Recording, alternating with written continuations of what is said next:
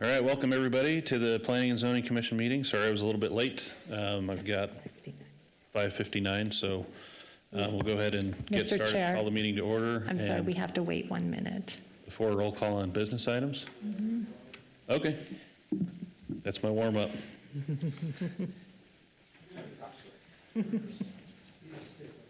I am, You do staff, right, vote on council actions.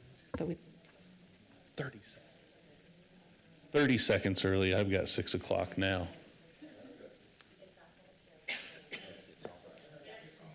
Okay, we will call our Planning and Zoning Commission meeting to order October 10th, 2023. Roll call, please. Garner, Here. Miller, Here. Dapper, Here. Turner, Keo, Morgan, Kirkman, Selman, here, Van Auker Jr., Here. 7 present, 2 absent. Thank you. The report on council actions, Rodney. Mr. Chair and Commissioners, we had 3 rezones before City Council last week. The first one was a BC and RP to the RP zone only, and that was at 310 West Iowa Avenue. That one was approved. The rezone from RA to RML at 1157 South Power Line, and that one was approved as well. And then finally, a rezone from IL to BC for the La Quinta property off of Chisholm Drive, and that one was approved as well. Thank you. Any communication? Just for everybody on the P&Z Commission, for your information, City Clerk will be clerking our meetings now, and of course we're still working on a replacement for Karen, but she will, whoever that person is, they will not be helping with these meetings at the meeting, but you'll still get communication from them in the future. So who's taking notes? The clerk's office does. Okay. Yep. All right, cool. We will go ahead and move to the consent agenda. All those in favor of adopting, well, I'd like to take a motion for adopting the consent agenda unless there's any discussion. Second. No discussion, I guess. All right. Garner and Kirkman. Gardner with the motion, Kirkman with the second, to approve the consent agenda as written. All those in favor? Aye. Are there any opposed? All right, motion carries. Consent agenda is adopted. Let's see. That takes care of that. Go ahead and move to the public hearing portion of the meeting this evening. I only have one public hearing on my. On the back? Wasn't there two? Oh, because there's a back page. Weird. Okay. Sorry about that. So just for everybody in attendance this evening, the process for the meeting will be the applicant will come up, tell us what their project plan looks like, and present their project. They'll have 7 minutes to do that. Then we'll hear from staff with the staff report that has been prepared and we've all read in our packets here up here before the meeting. We'll ask some questions if we have any. If not, we'll go ahead and move to public testimony. When you come up to speak, you'll have 3 minutes, and if you would please state your name and address for the record. The meeting's being recorded this evening. Tell us if you're for, against, or undecided on the motion and what your thoughts are, and we'll be timing that, so when your 3 minutes is up, we'll tell you. And then we will bring the applicant back up after everybody has spoken that signed up to rebut the public testimony, and then we'll close the public hearing, discuss amongst ourselves, and render a decision on each item. So without further ado, we will go ahead and move to the first item this evening is a subdivision short plat for MCG subdivision at the RS 8.5 zoning district at 0 West Roosevelt, a 24.88 acre parcel for Coronado Development to split a lot in order to sell 1.8 acres for the Church of Jesus Christ of Latter-day Saints Seminary building. Is the applicant here this evening? All right, come on up. William Mason with Mason and Associates. Our address is 924 3rd Street South in Nampa. This project is in between Middleton and Midway on Roosevelt, on the north side of Roosevelt. The Nampa High School, I think, or the Nampa School District has a piece of property to the west of us that eventually would turn into the new Nampa High School. The LDS Church asked our client if they could purchase a portion of his property, about 1.8 acres. They wanted 2, but with right-of-way takes, that ends up being about 1.8 in our southwest corner. So really, it's just a preliminary plat, final plat to split this, because it's been split before and sold off in different configurations. So we've reached the maximum lot split without a subdivision. So if there's any questions, there's no improvements or anything proposed at this time, just right-of-way dedication. All right, thank you. Anybody have any questions? All right, we'll hear from staff and call you back up if we need you. Mr. Chair and Commissioners, Rodney Ashby, Planning and Zoning Director for the record. And as has been explained, you can see the location of the parcel to be used, future parcel to be used as the seminary building once that comes about. A lot of times, just for public's information, a lot of times the seminary building location is chosen way in advance, and it doesn't get, of course, it doesn't get developed until the high school goes in, and so it could be a long time before we see anything get built on the property. But this is the location. You can see Roosevelt and Midway to the west. A comprehensive plan future land use map shows this as residential mixed use. They have proposed a zoning of RS 8.5, and the surrounding land uses mostly are undeveloped, but to the east is the Coronado subdivision of single-family residential lots, and that's what is approved for the property. And then to the west, of course, is where that future location of the high school will be.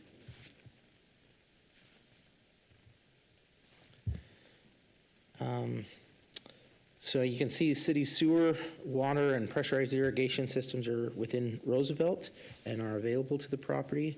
Just a little history here of the project. In 2006, they were annexed into the city limits as part of a larger area and zoned RS 8.5. And then the ordinance was 3626. It contained a development agreement for the residential development, and it was only for single family. So later on in summer of 2023, the church was requesting this property for the seminary building, and it was not included in that concept plan in the development agreement, so they had to go before city council and actually it came before you, and got rid of the development agreement, and so that got approved just for that individual spot where the seminary would be going, for the parcel, the future parcel where that seminary building would be going. So there's the preliminary plat, and you can see here's the lot that's being created essentially, and this is going to continue to just remain how it is until the development moves forward. Here's the final plat. The setbacks for the property in the RS 8.5 zoning district. The density requirements, the minimum property width of 50 feet, required mean property depth is 80 feet, and I'll get into this in a little bit, but because it's not for a single family home, it's just a little bit different. some of the requirements we have, so. So these are all in your packet, but the basic description about a final plat, a short plat description here. There it is. Maximum of 7 lots, minimum of, well, up to 3. Because this was split in the past, there's already been 2 properties created, and so now we're creating the third, essentially. So that's why this happens. You can't just keep doing property boundary adjustments, keep splitting the property over and over again. That essentially gets you out of the subdivision process. So that's why now they have to go through the subdivision process. Landscaping for short plats. Open space is not required, but the frontage improvements do have those landscaping requirements. We received this correspondence from engineering, your pretty standard comments about right-of-way dedication and how to handle the water on the property and the sewer and that kind of thing. GIS did comment that the plat needed to show Roosevelt, West Roosevelt Avenue instead of just Roosevelt Avenue. So that's a correction on the plat. Here is analysis of the plat. Total proposed RS 8.5 lots is 2. Total building lot count is just 1. That's why we can get out of the density requirements, because it's not a buildable lot. The remaining lot is not a buildable lot. Once they go to build it, they'll have to go through subdivision process and meet the requirements. There's no lot compatibility required. It's pretty straightforward. Short plats are exempt from open space. We will review the parking at the time of the building permit. And here are the proposed conditions. Those are all in your staff report. And here's the proposed finding. Again, for a plat, it's pretty straightforward and simple. And here are some potential motions for your consideration, and I'm happy to answer any questions if you have any.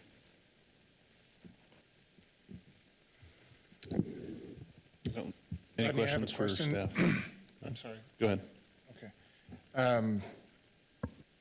So that land owned by the school district included all of that land, correct? And this is the portion that the owner wants to sell, or? Mr. Chair and Commissioners, Commissioner Kirkman, the property that the school is proposed to be located is where those books are. Okay. This property that we're describing here, kind of the darker area is where the seminary would go. The larger area is part of a development agreement for a single-family subdivision. So eventually that's going to come in as single family. Okay, thank you.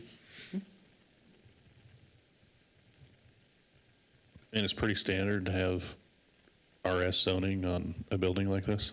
Yeah, because it's a church religious facility, there's not any requirement really for it to be in a certain zone. All RS zones allow a church Okay. facility. Any other questions? All right, seeing none, we'll go ahead and move to public testimony. Is there anybody signed up for, against, or undecided on this? Mr. Chair, there is no one that did an advance sign up. Okay, if there's anybody here that would like to speak for, against, or undecided on this short plat, now is your time to do it. Okay, seeing none, any other questions for applicant? No? Okay. All right, going to close the public hearing. You guys in a hurry or something? Somebody could turn it down. All right, Commissioner Gardner's got the motion. Second. Kehoe, the second. Thank you. All those in favor to close public hearing, say aye. Aye. Any opposed? That motion carries. Public hearing's closed. Any discussion? Pretty straightforward. Yeah. Yep. Simple. Okay, great.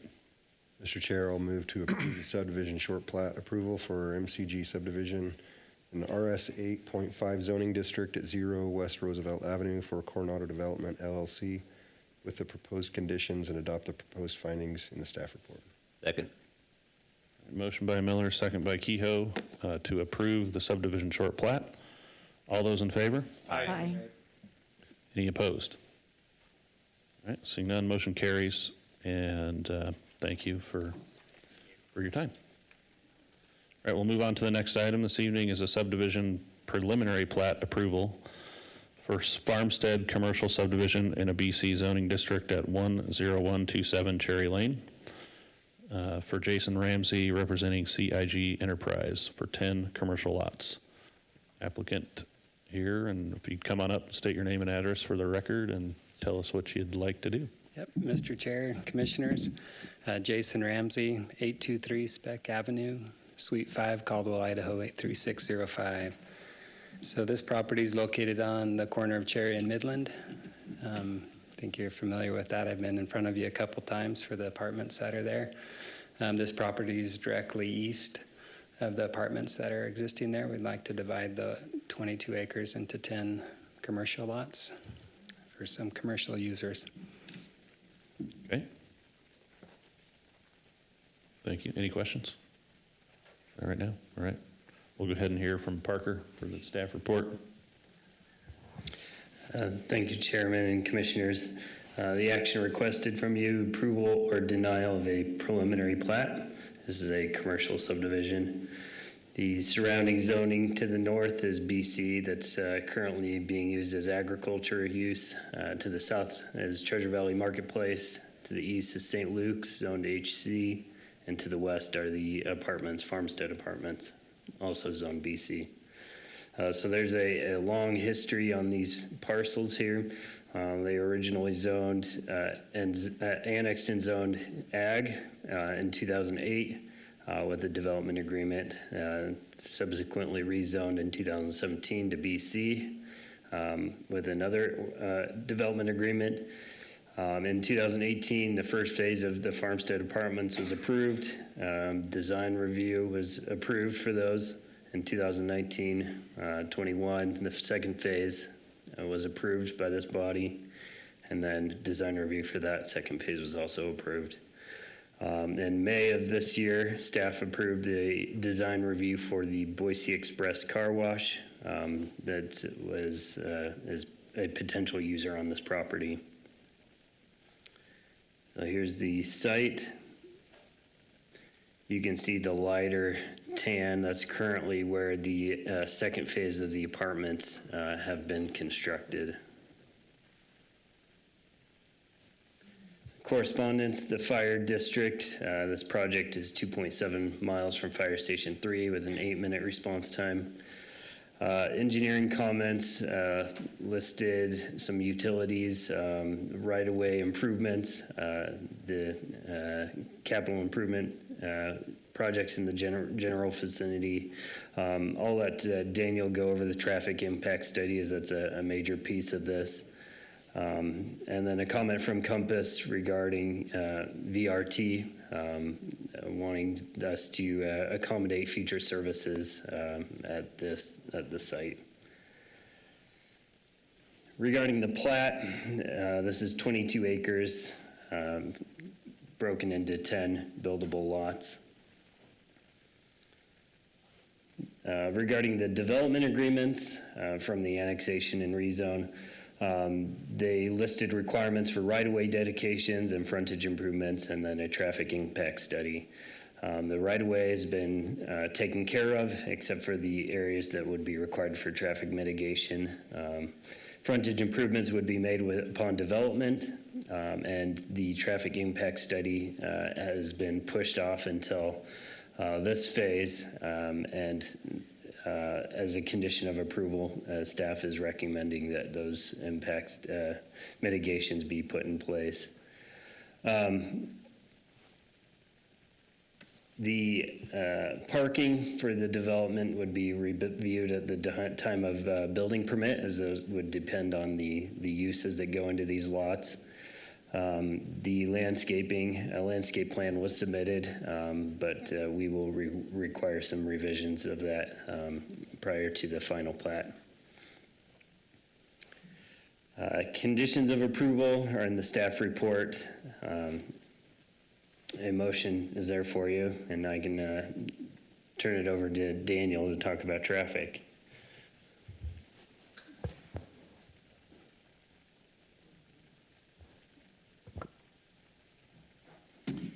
Mr. Chair, Commissioners, as Parker alluded to, when this development came in, the Farmstead Apartments, the Astaire subdivision to the north, all of that, when this came in for annexation, the developer at that time requested not to do a full traffic study of everything all at once, and so the condition was placed on them that as they developed, they would update their traffic study, and each of their developments would not be considered as background traffic. So as each of those developments have come online, they have updated that traffic study.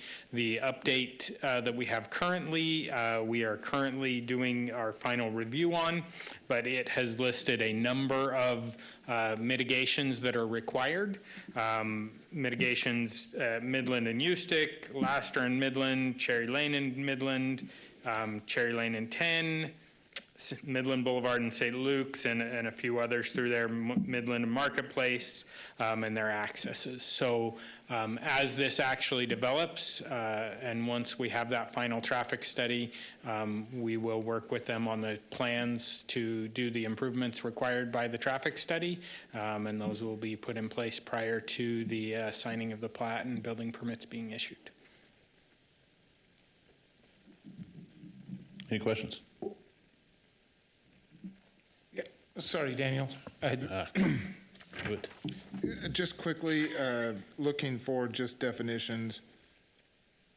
Existing, and you mentioned background traffic. What is background traffic? So background, things that are triggered by background traffic, that's traffic that exists today outside of not their development. Okay. So what we look at is a development is required to mitigate the traffic they create. They are not required to mitigate traffic that is already there today.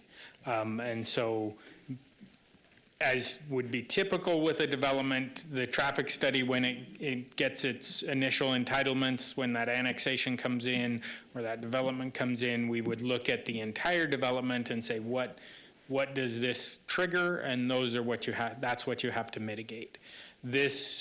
So they were able to develop some of that without doing some mitigations that were needed for the entire development. But as they are finishing this out, the cumulative result of all of those developments triggers these improvements that are listed in our memo.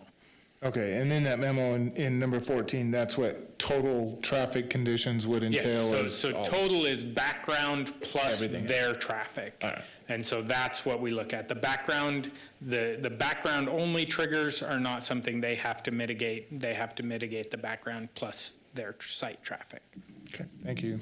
And these dates are all Mr. Chair. kind of fluid, Dates as in, like just as they list those. Years? Cherry Lane, Midland, add northbound turn lane under 2025 background traffic. so, yeah. So those, when we do the traffic studies, they're required to meet the specific years of their opening and then the horizon years out. And so those are just the study years that we look at as we go through and do that traffic impact So study. whatever the background traffic is in 2025, that's what they're going to be. So yeah, they would be doing based on, they would not be mitigating background traffic, they would be mitigating their addition to that. Mr. Chairman. Yep. One question begets another question. So is there a benefit to the city or to the developer doing it this way? This is not typical. Somebody must be getting a development, I mean, an age or something. So it's not, as long as the only advantage would have been had they been allowed to look at their previous developments as background traffic and then the incremental portion would have been smaller and likely wouldn't have triggered things, but where they brought it in all as one, and the condition was that each of theirs is not considered background traffic, it really doesn't, there's no benefit to the developer or the city in that situation. It achieved the same result as would have come forward had they done the traffic study all at the start. If anything, with the other growth traffic in there, it may be a little more favorable to the city, but not significant. What's the point of doing it like this rather than typical? The developer, that was the developer's desire, and city council allowed it. Did it save them any money because, I doubt it. yeah, we doubt it too. It sounds like it would probably cost more. I'm not a developer, but it might allow them to start making money off the stuff they're building now, so they can put it towards all of it at once. Okay. I'll let the real developers answer. It's over my head, man. It's not warehouse. Okay, thank you. Any other questions? Okay, we'll go ahead and move on to public testimony. Do you have a sign-up sheet? Mr. Chair, our first speaker is Mary Ann Jansen. Right.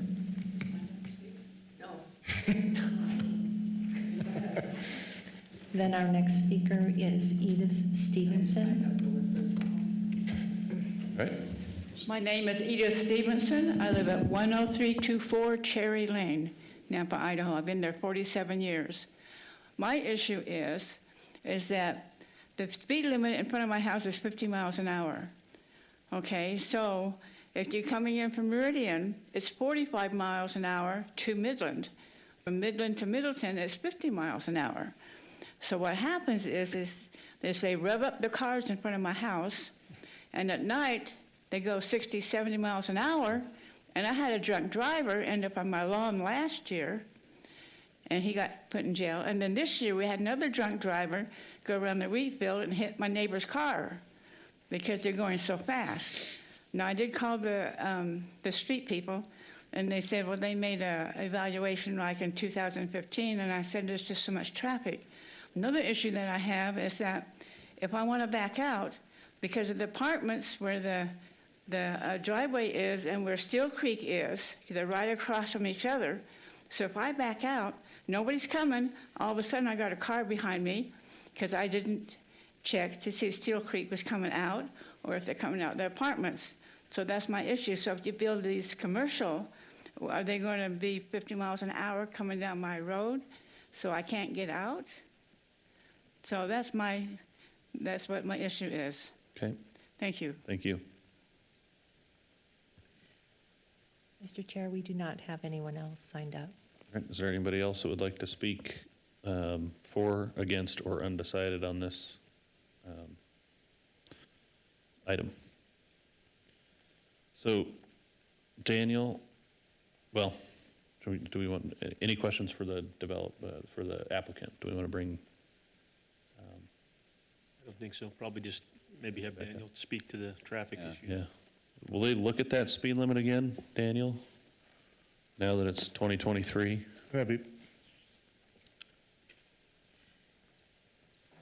So, Mr. Chair, the city and the Nampa Highway District, we kind of have portions of it that are city, portions of it that were highway district. I believe we looked at it, we may have looked at it back in 2015, but I want to say it's about 1.5 years, 2 years ago. We did a speed study and did a speed study to see what the actual speeds were going through there. At that time, when we looked at it, the speed limit and the speed data, safety data that we looked at, the speed limit was appropriate. As there is development happening along there, we continue to reevaluate that, and I would anticipate that at some point, as more development happens there, that speed limit would come down.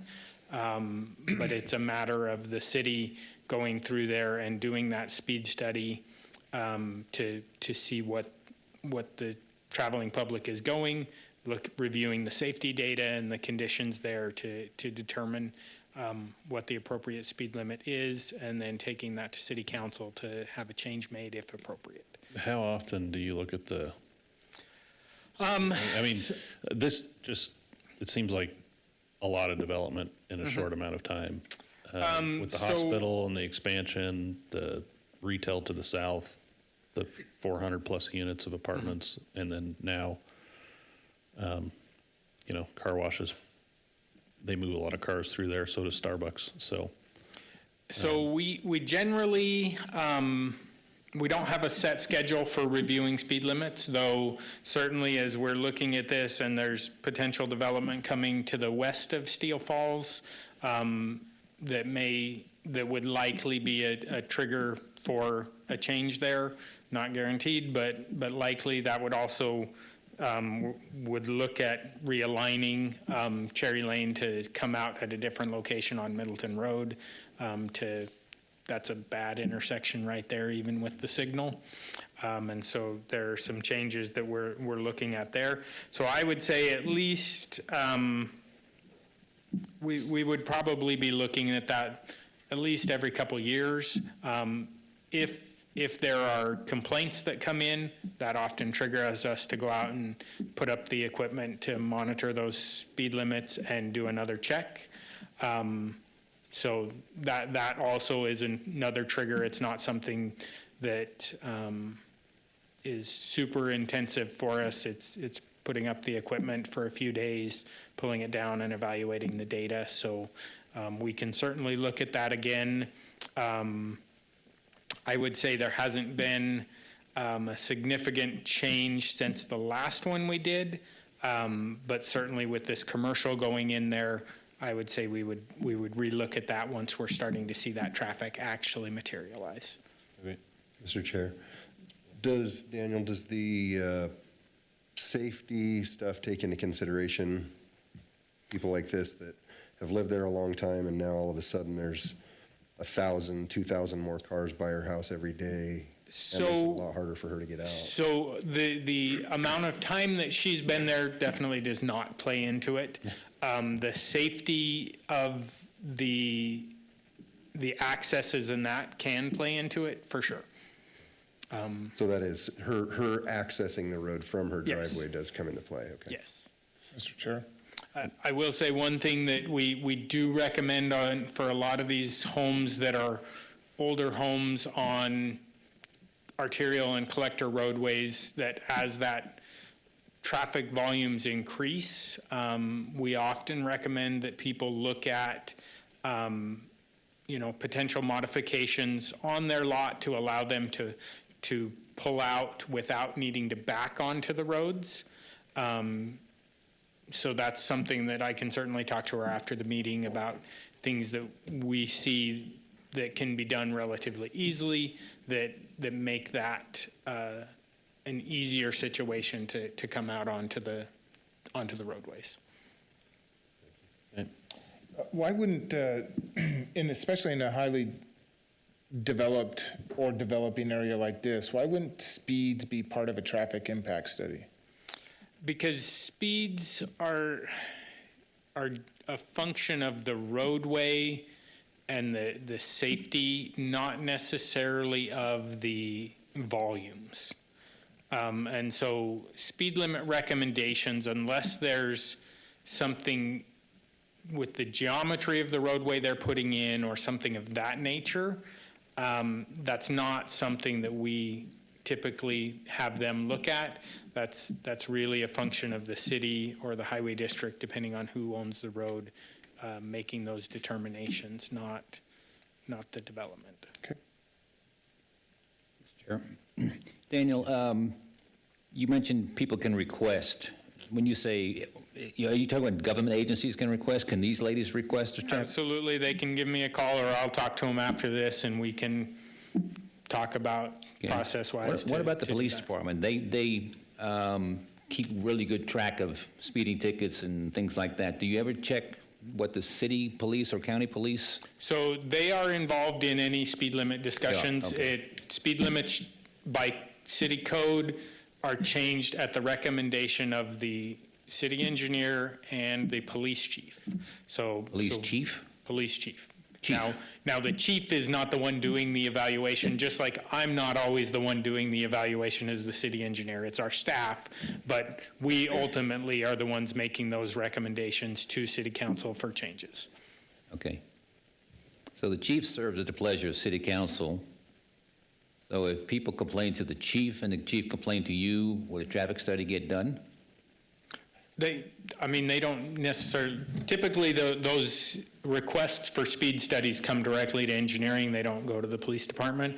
And we put them on our list, and we have guys that, as we're able, we go do those and evaluate to see whether Because it those seems like speed there's limits are extenuating appropriate. circumstances in this particular application where maybe we should look at it sooner rather than later.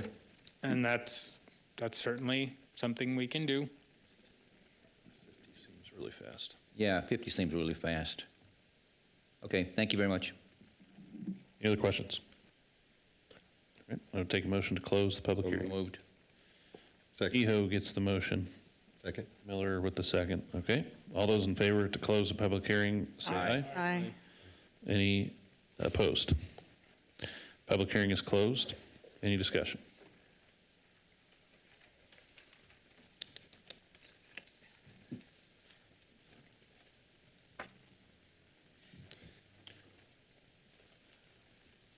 I like the commercial Yeah, I do too.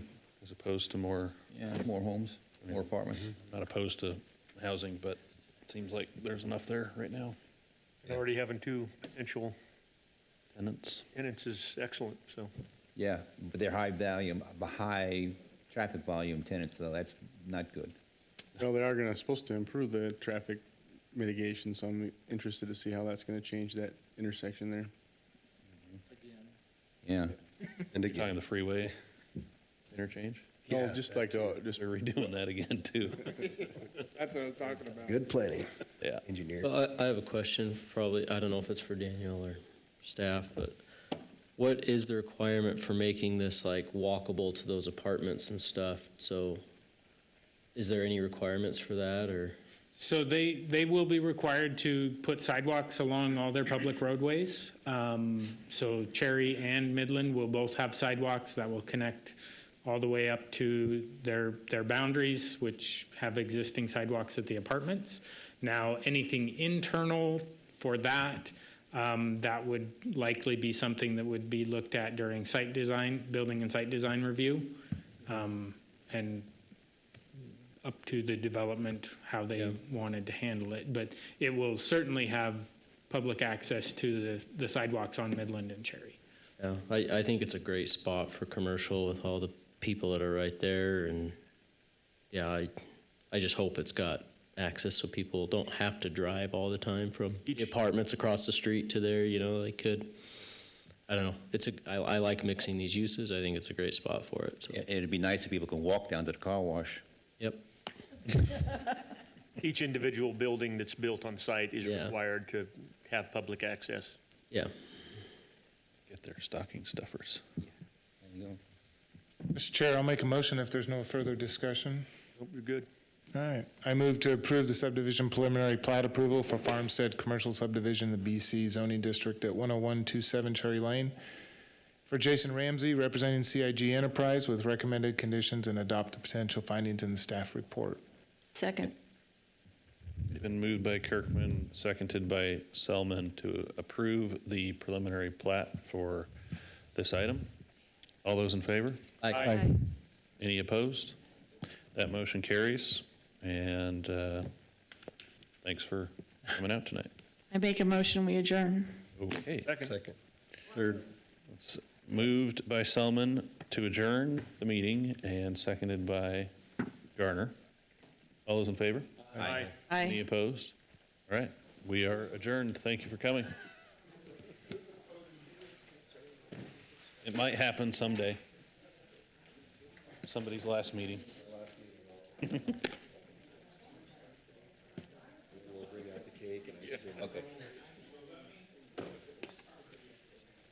Randy, put me on that.